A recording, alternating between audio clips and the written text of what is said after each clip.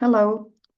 Have you ever been advised to let your dog cry it out, and yet that advice somehow just doesn't feel right? Well, over the many years working with anxious dogs and their human parents, I have always advised the human parent to listen to their gut feeling. You love your dog, and when you hear advice that somehow, for some reason, doesn't feel right, even if you don't know anything about dog behavior, it's not your job to know lots about dog behavior anyway. But even if you don't know much about dog behavior, if this advice just doesn't seem right, if you get this feeling, this gut feeling that it's not right, then please listen to your gut feeling. So, I'd like to start by saying that a proper behavior modification plan to solve your dog's separation anxiety will never have any component that will add stress or anxiety to your dog. You can't force independence. You can't solve anxiety by adding or by causing more anxiety. So, the plan that will help your dog is one that is compassionate but science-based.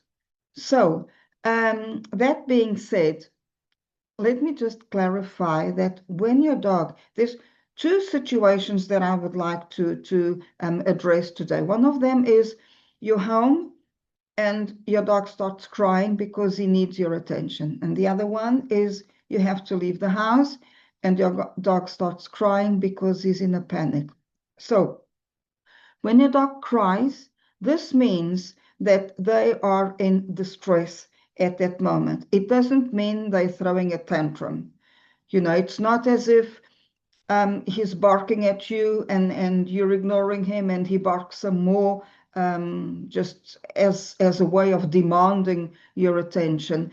A dog that suffers from separation anxiety, when they bark or howl or cry, usually they cry. If you like, if there's a door separating you from him, let's say you're taking a shower and the bathroom door is closed. So when your dog starts crying because he can't get to you, that means that he's in distress, he's in a panic, and so that emotional need needs to be met. If your dog is acting needy, if he's crying for attention and you ignore them, you're actually going to cause more anxiety. The ideal situation is to soothe them, give them attention for a while, and then, just disengage from them. But don't let them cry out, because that is going to make their anxiety worse. It can make your dog feel helpless, which is not a good feeling. I mean, we ourselves don't like it when we feel helpless, when we feel like we don't have any support. Now, the other situation where your dog would cry is if you leave him at home and because he's in a panic and he's not ready for long absences yet, because when you work separation anxiety, it needs to be a gradual process. So my advice to you would be, let's say you have to leave the house for more than 3 hours or even have to be gone the whole day. It's much better to drop your dog off at somebody's house, somebody that they know quite well. It can be a friend, it can be a family, it can even a family member, it can even be a pet sitter, provided that your dog knows those people quite well so that he can feel safer with them. It won't make the anxiety, or it won't help solve the anxiety problem because his anxiety is targeted at you, but it will certainly make him feel a bit better. And it's much better than have somebody come over and pet sitting while you're gone, because the fact that he's in a familiar place doesn't necessarily mean he'll feel calmer, because when you're not there, being in the familiar place without you can actually trigger anxiety. So, to summarize, When your dog asks for attention, when he starts crying, when he starts whimpering, and you are home, then do give him some attention. It doesn't have to be a long, drawn-out process.